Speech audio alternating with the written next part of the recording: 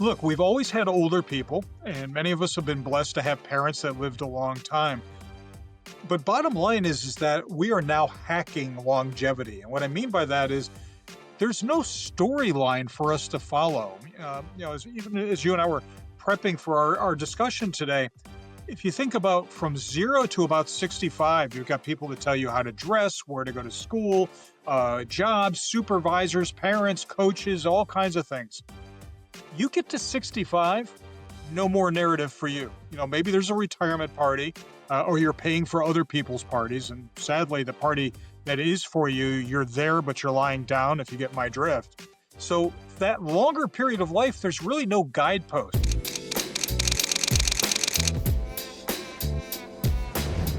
Hello and welcome back for another great edition of Beyond the Hype with Black Enterprise. Yeah, I know every episode I say is a great episode, but every episode I deliver, and this is going to be no exception because when you'll understand when we start. I'll tell you what the show is about. But listen, if you're joining via YouTube, please subscribe to Black Enterprise on YouTube. Like, comment, share, let us know what you think, share it with your network. But of course, you can watch us on LinkedIn Live, Facebook Live, X, probably some other places my social media team keeps adding, and I can't keep up. But we definitely want to make sure you spread the word about this episode and every episode of Beyond Hype and all of the great premium content of Black Enterprise. This episode of Beyond the Hype is brought to us by our friends at Manulife John Hancock. It's part of our Money Moves That Matter series that we've been doing with them for the last couple of years. And so it's always a great episode and it's always a great guest. Listen, today we are talking about one of my favorite subjects. I mean, you guys know as my regular audience, part of the joy of my work is I get to talk to people I actually want to talk to about the things I want to talk about, and I get paid to do it. And this is like, man, that, times 10, because we are talking about what we're going to call, and you're going to learn more about it, being prepared for longevity or longevity preparedness.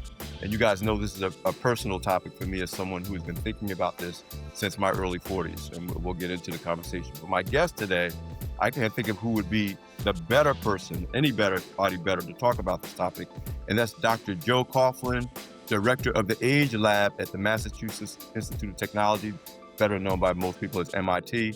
And we are going to be talking about hacking longevity and the release of this brand new study, the Longevity Preparedness Index. Dr. Joe, or I can call you Joe. I got to tell you, most of my friends who are doctors, I call them doctor and by their first name. I know you told me I could just call you Joe. But Dr. Joe, welcome to the show. Hey, Alfred, it's great to be here. Thank you so much for having me. We'll have a little bit of fun right now. See, you already know I like this guy because we already know we like to have fun. You already tell we're bow tie brothers. We just had a whole Exactly. we do a whole separate show on that. And we go to the same barber shop too. Clearly. So, but just to kick things off, tell us about your journey. I mean, I've heard about the MIT Age Lab because of my own personal journey around what I wanted my life to look like in the last 20 to 40 years of my life that I've been thinking about since my early 40s. But why don't we set it up by talking about your journey to who you are today, what sparked your passion for studying longevity, and how that purpose and passion drive your daily work. Great. Thank you. Again, thank you for being here, and thanks for your audience for giving us a few minutes to talk about the work we're doing. Hey, look, my team here at MIT, the Age Lab, we're looking at how do we invent 100 years of good living? Notice we didn't just say 100 years. I want 100 years of a good life. I know there's a lot of people out there saying 110, 150. Tell you what, Alfred, if you give me 100 good years, we'll renegotiate the contract after that, and we'll see where we are. But the lab is based in the School of Engineering, but we draw upon School of Architecture. My team is every flavor of psychology and social science, anthropology, social work, and of course, engineers and data science. But we don't tell you what to eat or how to exercise. Other people are doing that. We're interested in the built environment. How are you going to get around? What is the future of transportation? So we have a variety of experimental cars on the road. So if you come to Cambridge, be careful. If any of my students are driving, I can't guarantee anything.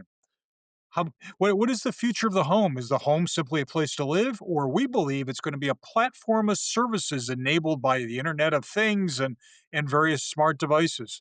something I know you and I will probably touch on shortly, caregiving. How will we receive care, but how will we give care to others and the like? And then, of course, the discussion that brought us together is longevity planning.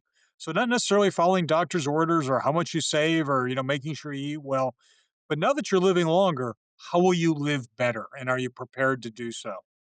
My own background, just offered. I know you asked, how I got where I am. The lab I started in on paper in 1999, and physical space in 2001. But over the years before joining MIT, now you're allowed to laugh. I became an expert in older drivers, an issue that's trapped somewhere between humor and horror. And so I started the lab first on how do we rethink the transportation system for an aging society. But then suddenly realized even if we fix that, if you don't have a place to go, people to be with, or things to do, that's not a complete life. So the Age Lab now is fully integrated to try to understand how to live longer and better. So there's your long answer to your short question. Again, as I said, and again, my audience has been following me along my personal journey, both on social media and on platforms like this, is I've been addressing in my own life bits and pieces of this pretty much since you started the lab. Yeah. I really started having this realization after I turned.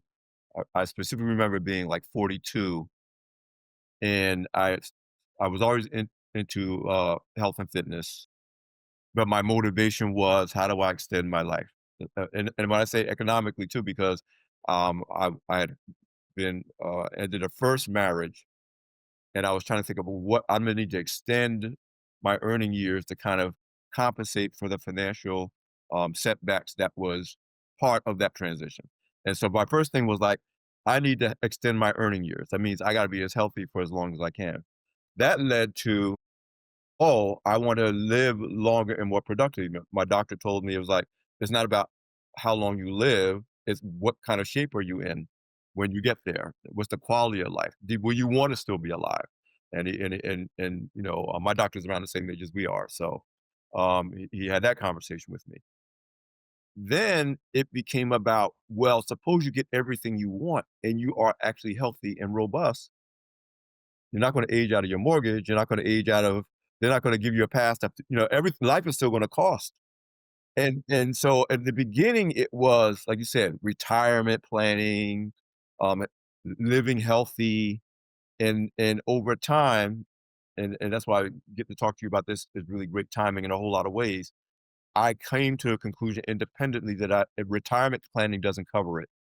Health and fitness doesn't really cover it. You talked about, my relationship to my children and who's gonna care for who, depending on Right. what happens, and I got a grandchild now, and now it wasn't until meeting you and learning about again, I've been a fan of yours from afar before I even knew I'd ever meet you, that it's not retirement planning, it's longevity planning, and Right. I didn't have a word for it until about maybe well, during COVID, I think I began to get language in my own head about what I was really trying to do. I turned 60 during COVID, and I was like, "No, what I'm trying to do is what is life like for me?"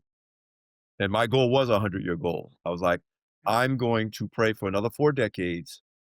What is that going to look like?" And finding out there was no blueprint for that, that the blueprint was get to 65, maybe get to your 70s, your expenses will go down because you're supposed to be less active and have less things that you need, and so earning power wasn't important, and if you got another good decade, especially as Black people, because Black men tend to the average Yep. age is of passing is early 70s, Black women maybe Yep. 5 years High longer. So my mother high and my incidence of father's mindset hypertension. Yep. was, "I make it to retirement, I'm good." Longevity planning is only a thing for our generation and beyond, is my point. It's actually very new. I mean, life expectancy. Let's even back it up. Do you know life expectancy in 1900 for everyone was a mere 46 years old. So 100 years later, 100 20 years later, we're now looking at a longevity dividend, if you will, of 30, 40 years. But you touched on it a moment ago.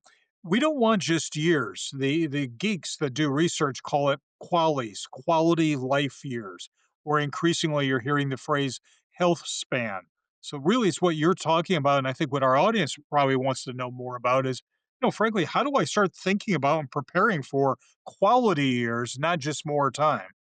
Yes, and that leads directly to one of the things that brought us here at this point in time, which is this 5-year research collaboration, that you've done with John Hancock. Talk about what that is, what it entails, and I think it resulted in the Longevity Preparedness Index. Let's do a deep dive in what sparked that, why John Hancock wanted to be involved with it, and what I mean, this is recently, I think it was maybe earlier this week, the results of that study has been released. So let's talk about that. Yeah, no, actually, John Hancock's been a great partner trying to understand, how do we live those hopefully good years? So let me premise it this way. Look, we've always had older people, and many of us have been blessed to have parents that lived a long time. But bottom line is that we are now hacking longevity. And what I mean by that is there's no storyline for us to follow. Even as you and I were prepping for our discussion today, if you think about from 0 to about 65, you've got people that tell you how to dress, where to go to school, jobs, supervisors, parents, coaches, all kinds of things. You get to 65, no more narrative for you. Maybe there's a retirement party, or you're paying for other people's parties. And sadly, the party that is for you, you're there, but you're lying down, if you get my drift. So, that longer period of life, there's really no guideposts. And so, we got together with John Hancock saying, look, people are preparing for health and they're preparing for wealth, but those are bookends. Yes. There are many chapters in between.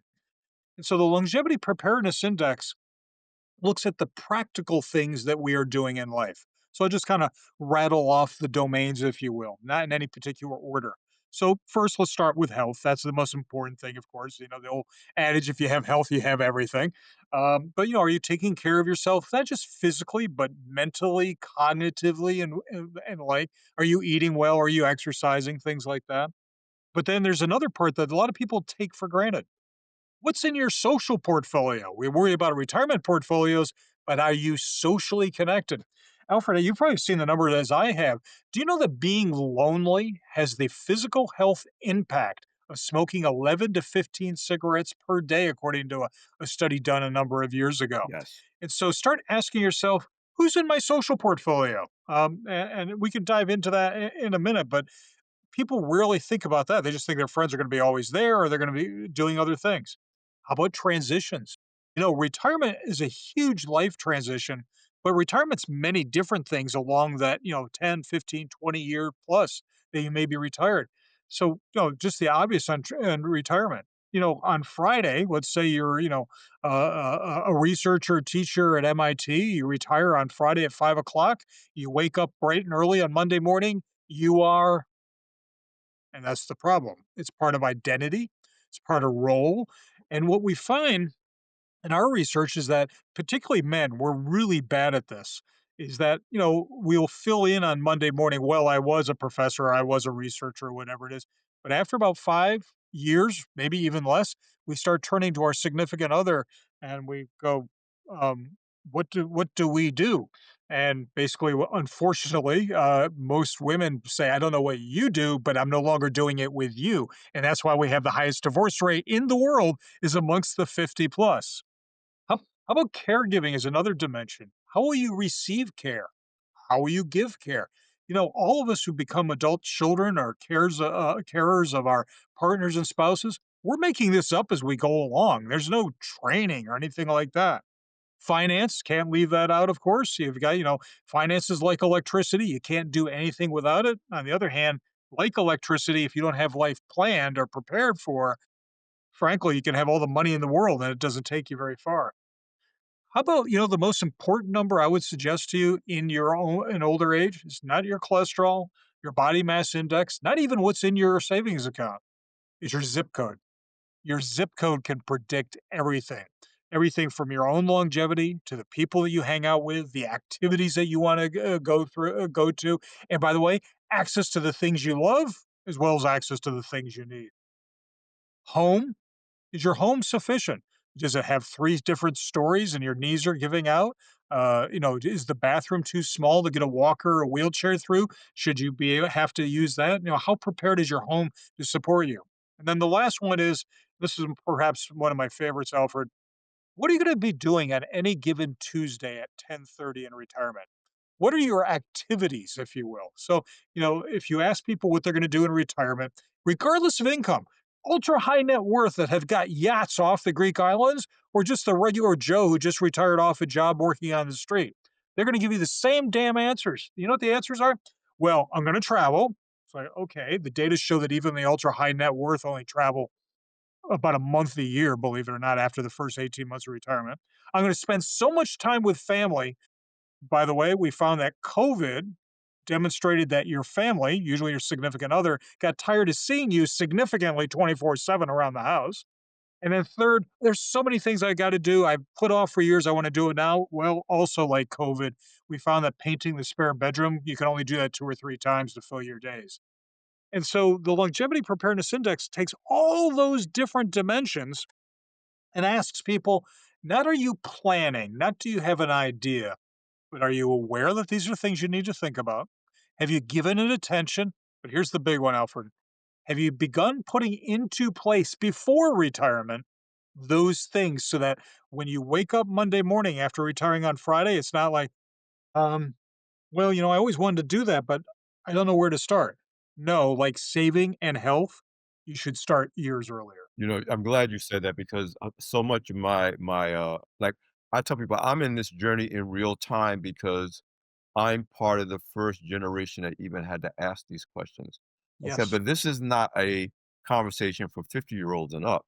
This is actually a conversation for 25-year-olds and up because whatever you do the first half of your adult life really sets the trajectory of what happens, what your options are, what you're gonna wanna do in the second half." And I said, "So I'm kind of playing catch up without a roadmap." Now, I had a couple of things that worked in my favor that still work in my favor.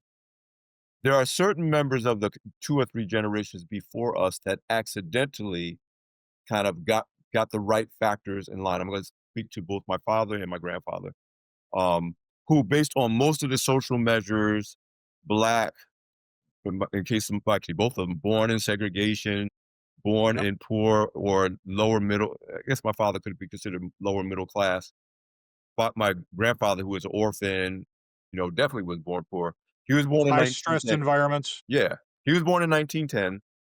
My father was born in 1933. My grandfather lived to a very active, robust 98. And my father lived to a very active, robust 85, despite having been a smoker for 50 years of his life. He quit maybe 15. And when I say active and robust, and my grandfather was still, my grandfather was a Baptist minister. He was not only active as a minister in the church in the town that him and my grandmother retired to, he was like the handyman for the church. So in his 90s, he was still the guy that fixed little things around the church. My father, former Air Force, former corrections officer, former truck driver. He was like the wanderer. And before he went home for the last time, if you will, he lived in Arizona. He was on his annual 14,000-mile road trip to visit everyone. His high school friends that were still alive, he drove to see them. And he came to see me. And it was on his last trip when he said, "I'm not feeling well. I think I'm going to fly home early." And he was 87. Excuse me, 84. But active, but like you said, active relationships, active social lives, active communities. So all those things we talked about loneliness, isolation, no sense of purpose. And I'm realizing now, especially because I think the study you referred to was a Harvard study that talked about what happens to the longevity of men in particular when we are socially isolated, and that takes a decade off of your life at least. That my father and my grandfather was an example of how being socially active and engaged counteracted any of the other quote unquote negative indicators that we point to when we talk about why a lot of people don't live as long as we would like them to.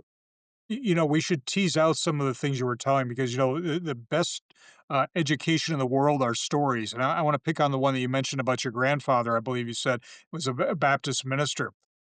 Being involved in faith is a very high predictor, if you will, of longevity because it's not just giving you hope, but it also gives you community. It brings people to you.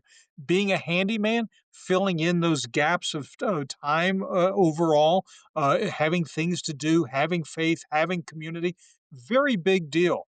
So, this may be breaking with your traditional way of doing the show, Alfred, but as you know, you and I did a prep call, and your audience already knows this, but I want to say it out loud as somebody who's just started working with you.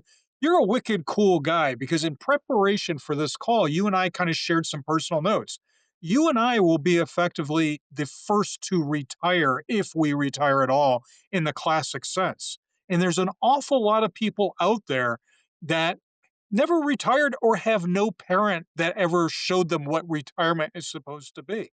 So preparing for longevity, while old age is old news, retirement is brand new. And I'm not sure if I will or not, but neither of my parents made it to retirement. Right. Same here. Same here. Yep. Well, my mother, like I said, retirement was never really retirement. My mother raised me and my siblings, and then did another tour of duty raising four of my nieces. And so when I reach 65 and I'm thinking about all the stuff I want to do, and I'm still working, and both because I need to and all because I want to, my mother literally was planning for the home stretch. Like I did everything I came to do. I came to raise these children, and she lived another 10 years, but it was not. In fact, her social life was going to church. She got up on Sundays to go to church, and her favorite thing to do at church was to interact with the young kids. The kids loved her. She was everybody's grandma, and I so thought you were going to say my favorite thing, which is the cookies after church, but I'm just that's right, yes, yes. But listen, I mean, I'm there, and I do a lot of, even now with the last, again, post COVID, even more public speaking, because especially because I'm a amateur masters bodybuilder, and I post pictures of me, and they're like, "I can't believe you're 65," and et cetera, et cetera. And my interest, as you know, because I work for Black Enterprise, is the health wealth component. This idea that when you look at millionaires and billionaires, you're not getting to that to after age 50.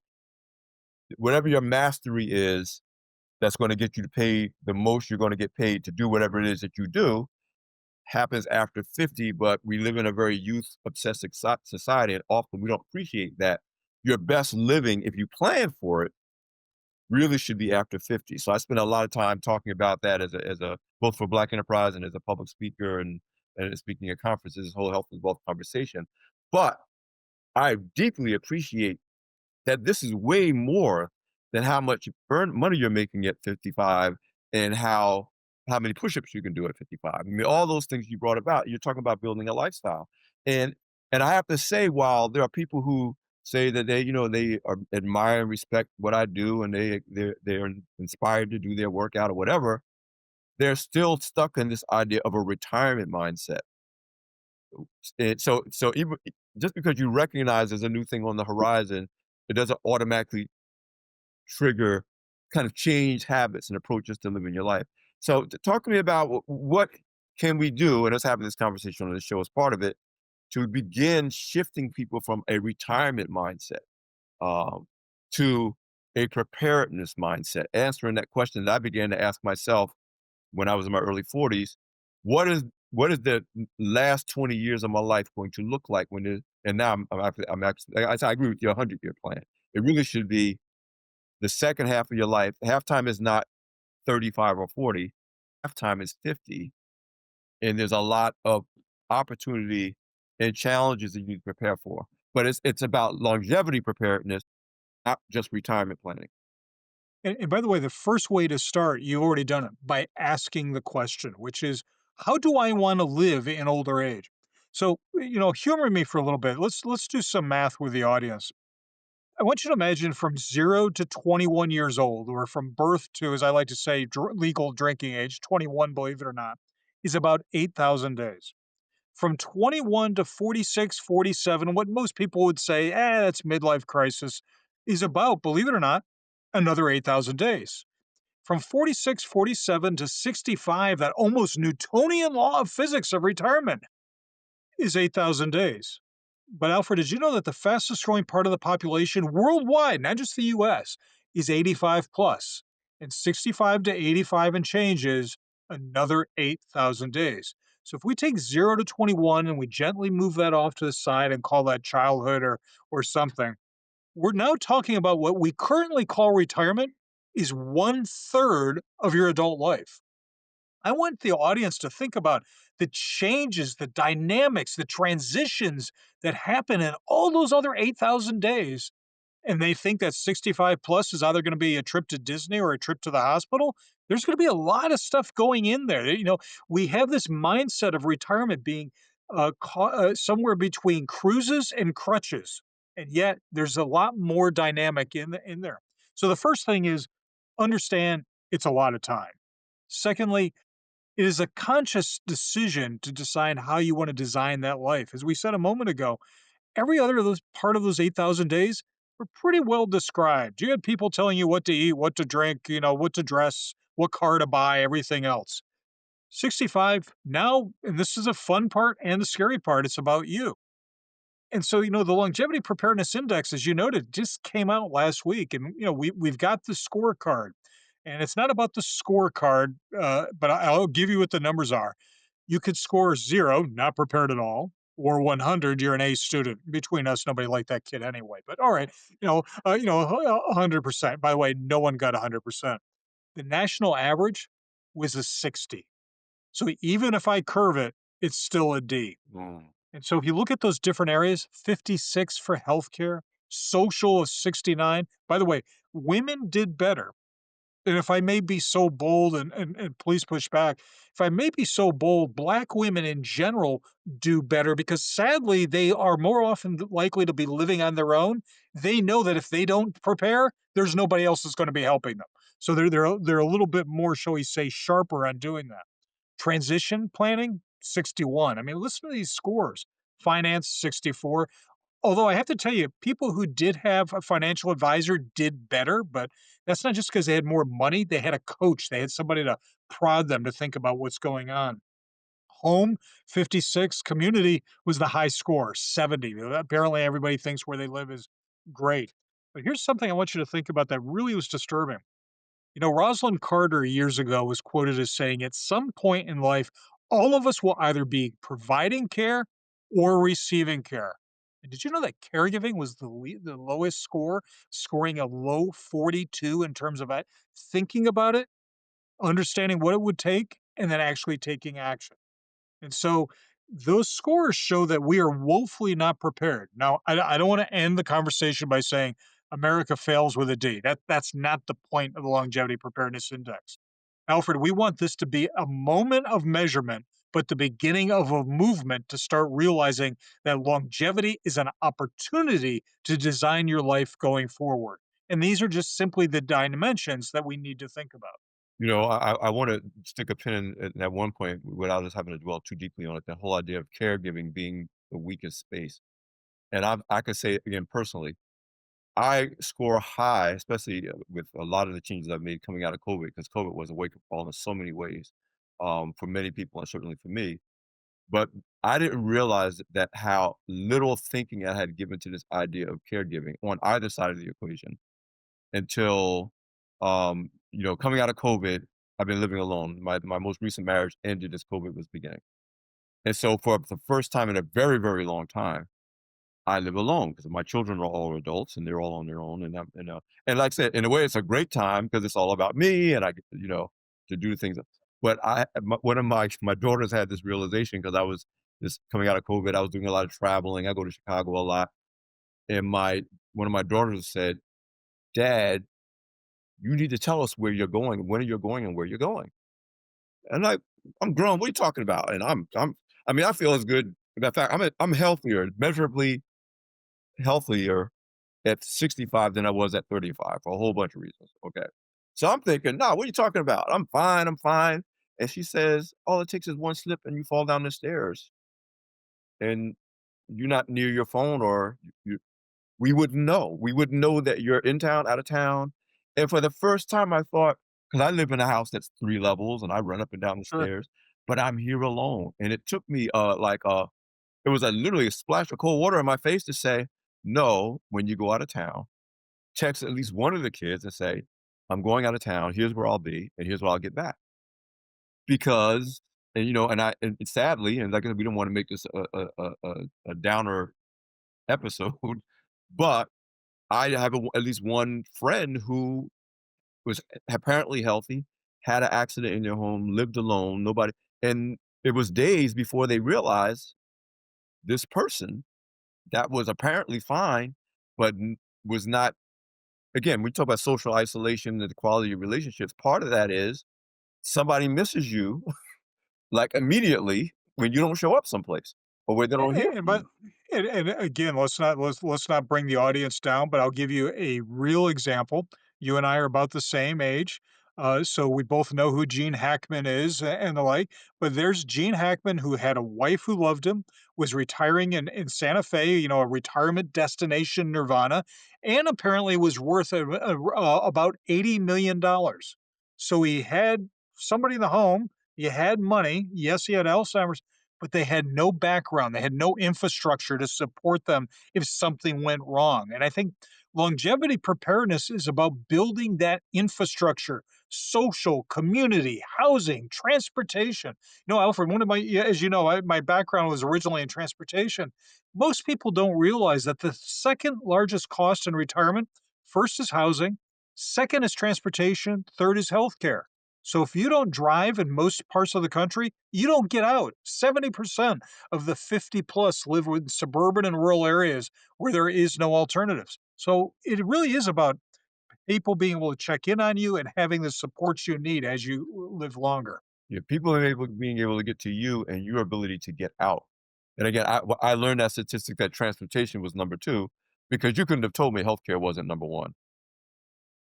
No, healthcare is not number 1 as big of a challenge as it is, and transportation was number 2, and the first time I heard that, I didn't believe it. But then you think it through, and you can see why. By the way, you're talking about your kids wanting to know where you are. I think one of the things we have to learn as we get older is we have to swallow our pride. My daughter doesn't ask where I am. I didn't realize that she was tracking my phone. So for one day, she said, "Dad, you didn't tell me you were in Washington." I'm thinking, I'm in my 60s. Do I have to tell a 20-something-year-old where the heck I am? Right, right. So what did you I mean, you share so many insights, but what, if anything, surprised you, um, about what's coming out of this study right now? I think the thing that surprised me is that um, and maybe this is not fair, but post COVID, that caregiving was as low a score, if you will, as it was. Because I really do take that quote from former First Lady Rosalind Carter to heart. It seems obvious that at some point you're going to be giving care or you're going to be receiving care. Well, apparently it's not obvious enough for us to act. And I think that the Longevity Preparedness Index is not to measure how well prepared or not prepared we are as a nation. What we want to do here at MIT with John Hancock is to reset the national agenda, to say that this is not about the retirement of either that endless beach walk that you see on TV or it's endless, illness. There are many things in between as long as you provide you're aware of them, you give them attention, and then ultimately take action to start putting these things in place. So the caregiving was a big surprise. The other one that I think was more a surprise to our colleagues than perhaps many others was that women were marginally better prepared, statistically better prepared. Not as all the other surveys indicate, not prepared well financially. But I would suggest to you the following, Alfred. The reason why I was not really surprised about that, I'm an only child raised primarily by my mom, if you will, and I've got two daughters and a wife, and I think they changed the cat too. So women are, all over my life, if you will. Women do it all. They are the chief consumer officer of the house. They are responsible for the majority of purchases. They're the chief medical officer of the house. Do you know that women make 80 cents to 90 cents on the dollar of every purchase around healthcare, from choosing the doctor to your toothpaste to medications and everything else that's in there? Not only are they raising children, and given that they're the chief consumer officer of the house, apparently also having a spouse that can't make a peanut butter jelly sandwich in between, so they're managing their own home. But here's the thing, they're also more likely to be caring for more parents than they ever planned on having children. So if their significant other does not have an older adult sister, congratulations, you now have two, three, four parents to care for. As a result, I don't think it's because women sat down there and took notes and say, I have to prepare. I think it's because they see older age at a far younger age, in their 30s and 40s, as caregivers, and realize that if they don't do it, nobody else is going to. And it was reflected in the numbers that they were better prepared. You know, like you, I'm again, I was raised by a single mother. My favorite relatives are aunts. My favorite aunt of all time, my beloved Aunt Louise. She knows who she is. She's still around and still active. I had two sisters, and because I was the oldest male in the family, I knew how to do my sister's hair and change diapers. So I was, I have a brother, but and of my children, only have one son. The rest of them are all girls. And again, I've been married multiple times. So, like, between wives, daughters, ex-wives, moms, aunts, cousins, I, you know, and so I spend a I've spent I shouldn't say spent a lot of time. I have an orientation around women in some of the, I'll call it advantages for the sake of this conversation up over men. And for example, when I started my fitness journey, which started when my son was an infant, and my first fitness goal was to be healthy enough to play basketball in the driveway with him when he turned 16, that I'm not watching him from the porch watching him play, that I can play with him. That was my very first fitness goal as someone who, because of my upbringing, had almost no exposure to the healthcare system. My only exposure to the healthcare system until I was in my early 30s was I played sports in high school. You had to pass a physical to get permission to play sports. But other than that, I wasn't trying to go to the doctor. So there's a whole other story about that whole turnaround. One of the things that rang a bell with me when we talk about women and men is I was watching, Ted Koppel, I think it was 2020 with Ted Koppel, and it was a whole Well, you episode. are showing your age now, but Yeah. that's okay. Yeah. Yeah. But I have to do a Google, Yeah. thing to help people understand what that is. But he did a show on, again, why men don't live as long as women, and there are a lot of variables, but one of the biggest variables is that we as men are taught, well, there were 2 variables I wanna point out. We are taught to play it off, to play with the pain, from when we're boys, and as a result, we tend to wait until we're really suffering before we even seek care. Women are acculturated to the medical system in a whole different way, in part because of their menstrual cycles. So, girls are like, "No, I go to the doctor." Like, as soon as they start having menstrual cycles, they don't their egos are not tied to how long they stay away from healthcare systems. They embrace it, and as a result, they catch illnesses. I talk about survival of illnesses, and I'm speaking to someone who had a prostate cancer experience 16 years ago. It's all about how early they catch it because you got a lot of options and less damage is done. And so, so that was one of the things about women living longer and why. The other thing is that women, for a lot of reasons, like you said, they're expected to be caregivers since they're little girls. They're being taught your role in life is to care for people. And as a result, they are naturally communal and social. They have great relationships. There's a reason why there was a hit show called The Golden Girls, but there was never a show of old guys doing the same thing because everybody knows Golden Girls. That's a real thing in every community at every level of, economic strata. These women get together, like, I'm getting together with my girls, and I don't know what your husband's doing, but I know what we're doing, and we're gonna be fine.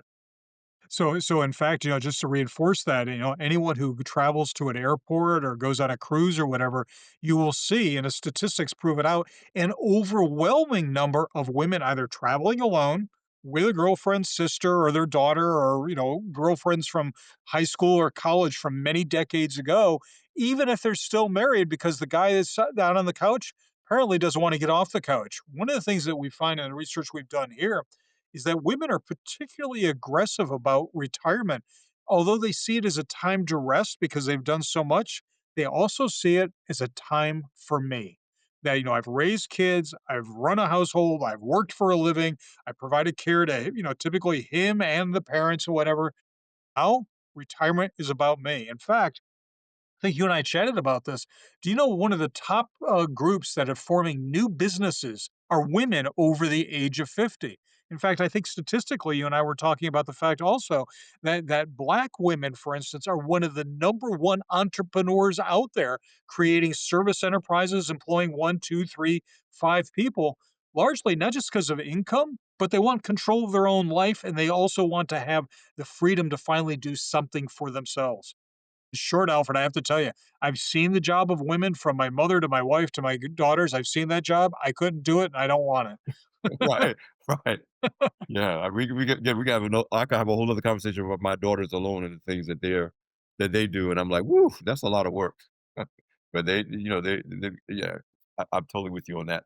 Listen, w let's get to some of the practical things that I think we could share with our audience about what to do with this as more revelations come out of this study and subsequent studies that I think we'll be, hearing about, because I think this is like you said, the beginning of a whole new national conversation about what life is going to look like for us going forward. Um, what are some of the things that families, communities, and certainly us as individuals can do to take advantage of the learnings of this longevity preparedness index? Like, what do you see some of the early things that we should be thinking about? I think some of the first things to do is that you're even putting it on your, shall we say, your personal agenda, that you're actually planning forward. Yes, there are people out there that are planning for their finances, and they're out there maybe even planning for their health, and that absolutely you got to do that. But really putting on your agenda, not making assumptions about where you're going to live, who you're going to do things with, and the like. And so I'm going to give you an answer by giving you three questions that I think people should begin asking themselves. And they're going to sound a little whimsical, but they're deceptively simple, but penetrating. At least I think so. So the first one, just to give you an idea, would be who are you going to have lunch with in retirement? Sounds like a silly question, but I don't know about you. I don't want to see anybody for breakfast. At least after my second coffee, maybe I'll talk to somebody. But no, who you going to have lunch with is a great measure in terms of what is your social network, and as well as what are you going to be doing during the day that fills those days. Remember, it's 8,000 days. It's one third of your adult life. It's not a brief trip to Disney. The second question I think that people often let go of and they just assume because they've never had issues with it, who is going to change your light bulbs? Sounds really silly, doesn't it? But I want you to let me give you a scenario. Let's say you're an healthy adult child. Your mom is in her 80s. She's cognitively okay, but not quite as sharp as she used to be. But she's in her 80s and she lives by herself. Do you have someone right now, even if you've got a checkbook the size of an entire bank, do you have someone right now that you trust to go into your mom's house to do all the little things, changing the light bulbs, prepare a meal, take out the trash? Now let's change it from your mom to you. You may have a great checkbook, you may have letters after your names, but do you have the ability to do all those little things that are real measures as to whether you can quote unquote age in place and remain independent? And then my third question is my favorite one because Alfred, for me, everything eventually revolves around food. Being half Italian, it's genetically, it's I'm predisposed to that. How will you get an ice cream cone? Sounds really silly, but here's my scenario. I grew up outside of Philadelphia, so I'll use a South Jersey story. It's a hot summer night, humid as all get out. You hear the peepers. You want a soft serve ice cream. You want a chocolate vanilla spiral. The question is two things. One, do you know the little joys, the little things that make you smile that will get you through every day of retirement? Not the big stuff, the grandchildren, the travel, that will happen. But in your quiet moments, have you identified the little joys? But here's the second part of it. Do you have access to them on a split moment when you need them? So going back to that transportation thing, you're not going to be asking a neighbor, you're not going to call your adult daughter, you're not going to 2 weeks in advance to get that soft serve ice cream. You want it now. It's not a necessity. You'll get to the doctors, you'll get to the grocery store, but the things that make you smile, that's the difference between living longer and living longer better. I love that. I love the examples that you gave as well as this whole idea. I do a lot of mentoring and coaching of entrepreneurs, and one of the exercises I take them through is if your business does everything you want it to do today, what does your life look like 5 years from now? And I make them, from the time you wake up and put your feet on the floor to the time you go to bed, if the business now is a $10 million business, but you haven't planned for what that looks like for you as a parent, because many of them, like you said, they have children with your spouse, then what'll happen is either you'll never get there or you'll hate it when you do because you'll be totally unprepared for it and you'll fumble it. And that applies to what you just said. And again, these are things that I've done. I'm like, when you pray to live another 4 decades, but you got to visualize what that looks like. Right. And I just hit me the another thing I want you to weigh in on. What's different from for you and I than anything our parents and certainly my grandfather had to deal with is the rate of change. Yes. But pretty much from the time my grandfather was born in 1910, probably until the 1990s, the rate of change was just, he went from having no cars to cars, no TVs to TVs, no radio to, they were 1 degree of evolution, let's say, in terms of technology and lifestyle. We've had in the last 5 years alone, I mean, went from, I just tell my kids, I have vinyl records, I have CDs, I have cassette tapes, I have streaming music. During the COVID, I brought one of those all-in-one music systems where I Sure. could do it all. And I'm like, this is all this, and I'm skipping past the Walkman, I'm skipping past 8-track tapes. And and now we got AI and the rate of change in our environment And is so much more aggressive and will continue to be over the next 20 to 40 years. And that also creates a level of stress that absolutely. no generation had to experience. And I want to dovetail that into we are the first generation where we have to consider cognitive health, meaning our bodies can outlast our minds because we see it happening. And I tell my friends, I want cognitive health and physical health, but if I have to choose, I'd rather have the cognitive health and have to struggle with physical issues. And my example is Ambassador Andrew Young, who is 94, I think 90, he might have just turned 95. He is sharp as a tack. Now, can he run through an airport? No, I mean, he walks short distances. I think he uses a wheelchair sometimes, but he is sharp. He was on the Breakfast Club literally this week.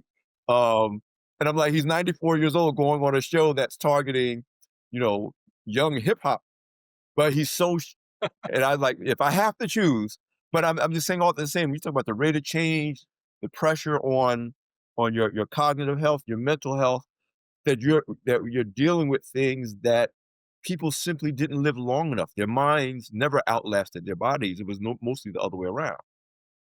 Yeah, you're seeing it. I think not just for older adults, but you're seeing it. I think that's one of the reasons why younger people are saying that mental health is their number one priority. Because to put it sharply, what you were talking about in terms of the change, it's the volume of change, the velocity of change, and by the way, the complexity of it all. And the good news is that means that we hope things are getting better, at least technologically. The bad news is it's called the Red Queen effect from Alice in Wonderland. We all now have to run faster and faster just to stay in place, Yes. and that gets tiring. And frankly, even in older age, just to stay in place. Think about this: the natural language systems out there that are the basis of AI, the Chat GBTs, the Claudes, and whatnot. Data came out this year already saying that 13% of baby boomers are already using it on a regular basis. And you're going to say, well, it's only 13. It's only been out for a few years, Right. and baby boomers are well over 60 years old. So that group of people we used to say, "Oh, old people, they don't like technology." No, the speed is forcing all of us to keep up. Yes. Yes. To just hit another area of caregiving. Dr. Joe, we can end up doing this for 3 hours. So I'm trying to bring this down overstretch. But I had a realization when I was in my 40s again that part of caregiving, from a health standpoint and a financial standpoint, I'm just thinking about the sheer number of passwords and PIN numbers because everything I do from health to banking to even social, my social media is part of my social life. And all you need is for that to be and that's another thing my kids are on me about. Dad, we need to know how to get to the bank account, the insurance, the things you laid out that you only know because you know the passwords. And so that's a whole level of preparation and caregiving because somebody you trust has to be the one to go inside your house when you're not there to Yep. do whatever needs to be done. Again, we can go on And forever. perhaps we can chat another time, but the idea of trust, whether it's scams of people who call you, whether it's cyber, somebody's hacked into your equipment, whether it's your smart refrigerator or your smartphone. But sadly, one of the number one groups of people that are likely to scam you is your family. Yes. And so really trying to decipher who you can trust as you become more dependent or interdependent on others is a major part of longevity planning. So let's hit that about this, who you can trust, because part of that is about legacy and what happens. And, we do a lot of stuff on this show around preparing, leaving, the assets and other things for future generations. Of course, we're talking beyond that. We touched on some of that. My kids saying, "Listen, if something happens to you, we need to know where everything is." They saw what I went through when their grandparents passed, and that's when they started talking to me. Yeah, Dad, I know you're complaining, but you kind of have us in the same position because you think you're going to live forever because you're so healthy and you're so this. But the truth is, we worry that if something unexpected happens, we'd be in the same position that you are with our grandparents when they passed, and you had to figure things out and scramble. So, what briefly does how does that reshape our understanding of legacy and what we do for future generations, even as You we know, you plan know, to live longer? I would say that because, there's not that many of us that, shall we say, will have much of a checkbook to give our kids. So quite often, people think about legacy in terms of how much money they're leaving behind. That's true for maybe 20% of the population. The rest of us probably going to spend a good chunk of it. The legacy we might want to start thinking about is kind of what your kids were worried about, which is, can you make, we're going to be sad enough to lose you. We're going to be distraught enough to lose you. Can you make our lives a little easier so that the administrivia, the paperwork, the other stuff is put into place? The legacy while you're alive to put into place. How do you wish to be cared for? By whom? How? What are your limits? Putting those into place so that no one's guessing whether they're doing the right thing, the wrong thing, or they should be involved at all. So, really, I heard somebody say earlier this month that I was in a meeting. It really caught my ear, which is legacy is best given with a warm hand, not a cold one. So putting things in place while you're alive so that they know that you cared for them by caring for yourself is probably the best legacy you can ever give. And if you're lucky enough to have a check to write, more power to you. Man, I definitely going to have you back on the show, Dr. Joe. I mean, I'm having so much fun and I'm learning so much, and what you're saying is so critically important.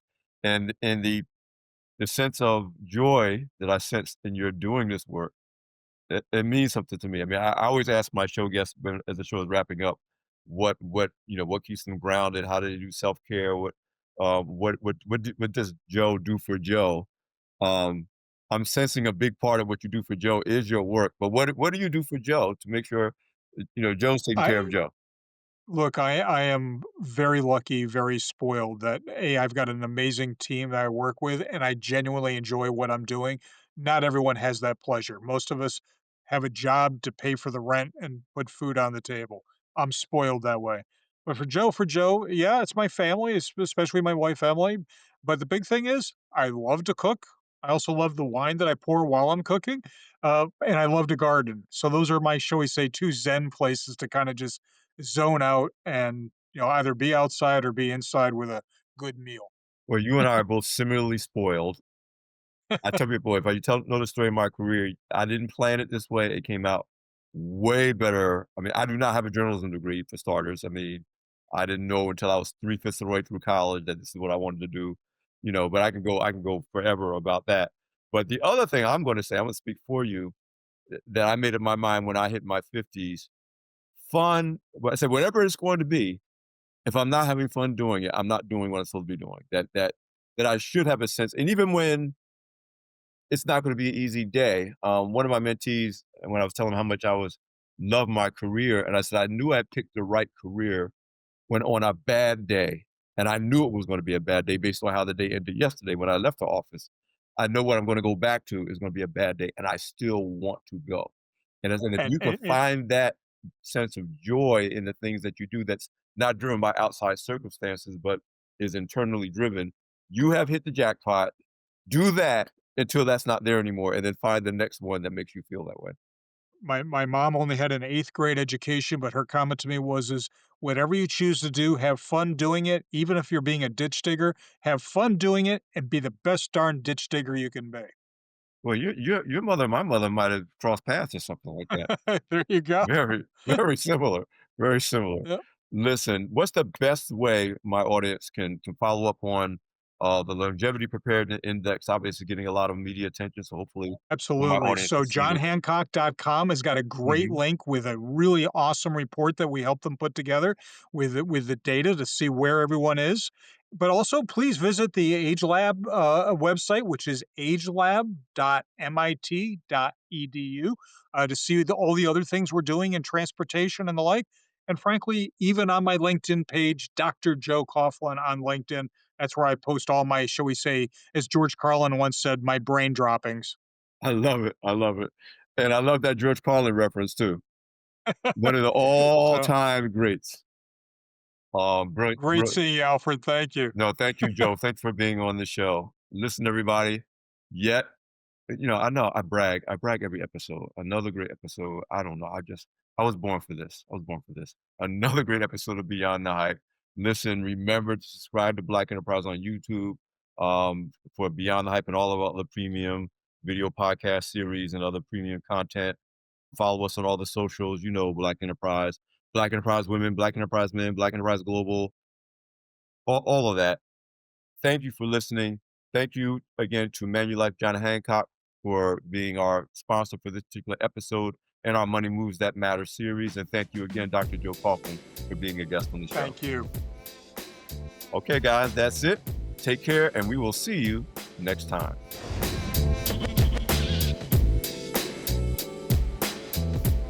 For more than 5 decades, we've had your back. Beyond the Hype and Black Enterprise have everything you need to elevate your excellence.